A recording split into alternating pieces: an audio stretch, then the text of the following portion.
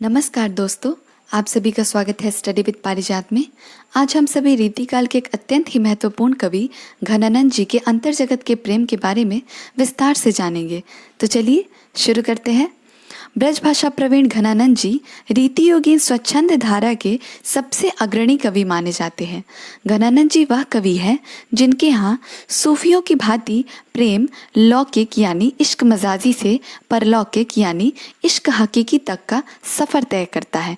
इनकी कविता में वैयक्तिकता, भावात्मकता, कल्पनात्मकता, लाक्षणिकता, मार्मिकता, रहस्यात्मकता, स्वच्छंदता, मौलिकता और सौंदर्यात्मकता आदि सभी विद्यमान हैं।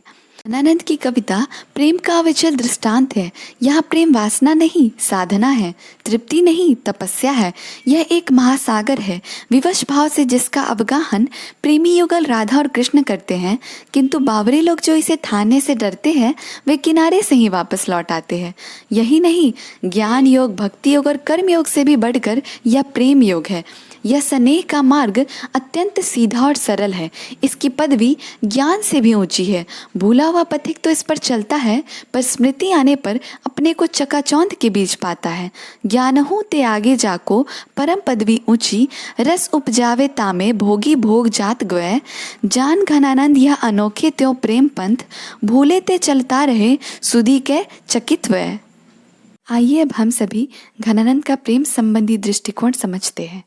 घनानंद मूलतः एक प्रेमी कवि थे। प्रेम एक सात्विक भूमि है जहाँ भोग लिप्सा स्वयं ही तिरोहित हो जाती है। वासना विहीन होकर यह प्रेम अहैतुक और अशरीरी हो जाता है। घनानंद के हृदय के ऐसे प्रबल आवेग अनेक स्थलों पर सहज ही फूट पड़े हैं। इस प्रेम में सर्वत्र कृत्रिम भाव व्यापारों का त्याग है। इसमें हृदय पक्ष की प्रधानता है और करुणा का प्रसार है। आत्मपीड़न, घुटन और छटपटाहट भरा रुदन है।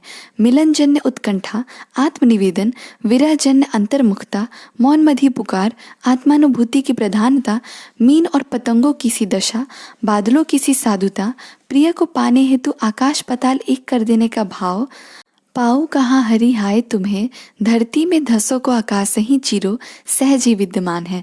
घनानंद के इस प्रेम की गंभीरता के संदर्भ में आचार्य रामचंद्र शुक्ल ने लिखा है कि घनानंद ने न तो बिहारी की तरह विरह ताप को बाहरी माप से मापा, न बाहरी उछल को दिखाई है। जो कुछ हलचल है वह भीतर की है। बाहर से यह वियोग प्रशांत और गंभीर है।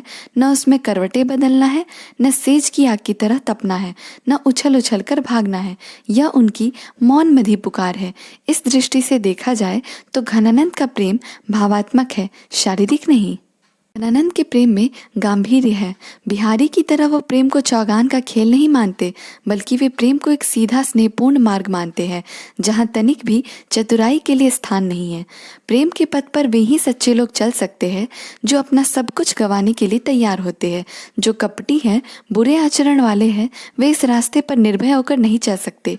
प्रेम की बस यही एक डगर है, दूसरी कोई नहीं। अति सुधो सनेहो को मार्ग है, जहाँ नेकु सयानप बाक नहीं, तहाँ सींचे चले तजी आपन पो, जज के कपटी जे निसाक नहीं।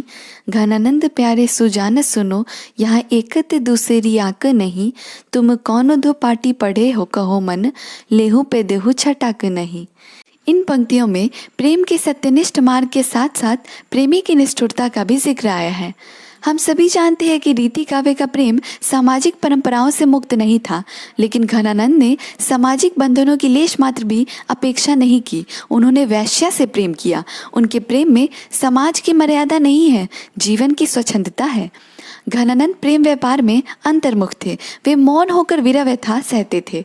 घनानंद ने प्रेम की उदात्तता और उच्चता व्यक्त करने के लिए विषम प्रेम को ही अपनाया है। घनानंद का प्रेम एक तरफा है, इसलिए उसमें पीड़ा है।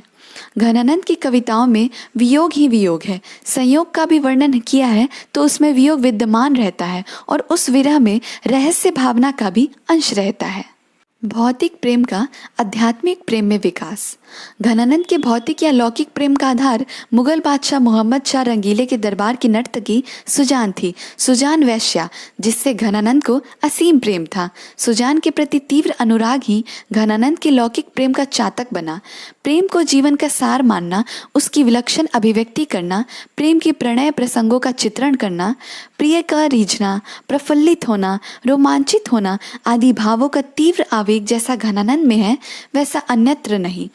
ललित उमंग बेली आल बाल अंतर ते, आनंद के घन सींची रोम रोम वह चढ़ी, आगम उमाह चाह छायो सो उछारंग, अंग अंग फूलनी दुकूलनी परय कढ़ी। घनानंद के जीवन का सर्वस्व प्रेम था।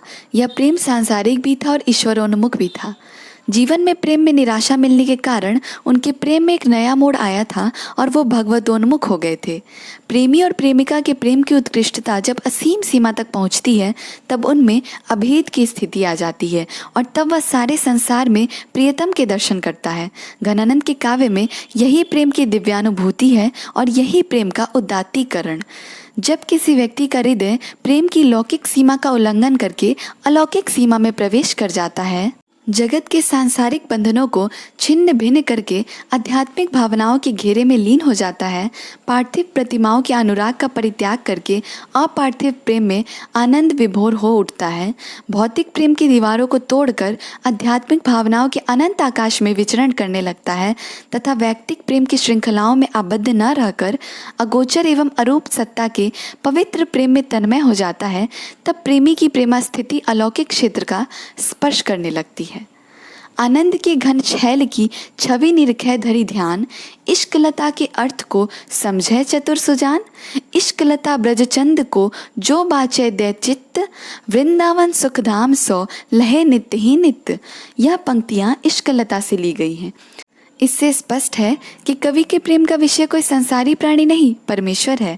डॉक्टर राजेश्वर प्रसाद चतुर्वेदी का कथन है, लौकिक प्रेम जब अलौकिक प्रेम में ढल जाता है तब सारा संसार ही उसे दुखप्रद प्रतीत होने लगता है और विश्व की प्रत्येक वस्तु मार्ग का रोड़ा बनकर दिखाई देने लगती है। प्रेम की इस दशा में प्रेमी को कोई भी सांसारिक प्रलोभन अपने प्रेम मार्ग से विचलित नहीं कर सकते। घनानंद का प्रेम भी कुछ इसी प्रकार का था। घनानंद ने अपने जीवन में प्रेम को भगवान का रूप माना है और भगवान को प्रेम स्वरूप। उनका यह विचार सिद्ध करता है कि प्रेम और भगवान एक ही हैं। भगवान प्रेम स्वरूप है और प्रेम उसमें समाहित है। प्रेम का यही स्वरूप मानव जीवन की दिव्यतम विभूति है जो अपने इष्ट से संबंध स्थापित करने का माध्यम है। घनानंद के मन में अपने प्रिय के प्रति असीम आस्था और विश्वास था, जिसकी प्राप्ति के लिए वे उसका नाम रटते रहते थे। प्रेम की एक निष्ठता ने उन्हें उस स्थान पर पहुंचा दिया था जिस स्थान पर प्रेम की उदात्तता, उच्चता व तीव्रता चातक पक्षी के प्रेम में पाई जाती है।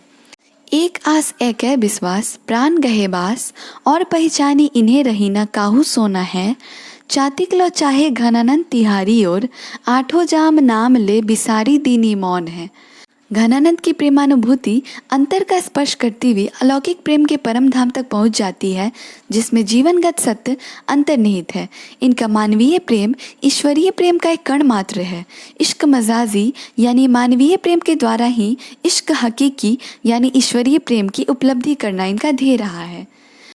प्रेम को पयो दधी अपार होरी कै विचार, बापुरो हहरी वारी ही ते फिरी आयो है। ताकि को तरल तरंग संग छूटयो कन, पूरी लोक लोकनी उमंडी उफनायो है। सोई घनानंद सुजान लागी हेत होत, ऐसे मथी मन पे स्वरूप ठहरायो है। ताही एक रस है बिबस अब गाहे दो, नहीं हरी राधा जी ने हेरे सरस आयो है। प्रेम की इसी पराकाष्ठा की ओर संकेत देते हुए डॉक्टर द्वारिका प्रसाद सक्सेना का मत है, इनके प्रेम में अश्लीलता एवं काम वासना नहीं है, अपितु दिव्यता एवं पवित्रता है। घनानंद ने सर्वत्र शारीरिक अंगों की अपेक्षा भावना द्वारा प्रिय सानिध्य प्राप्ति की कामना की है। इसी कारण इनकी प्रेमानुभूति वास्तव में मूक की पुकार है।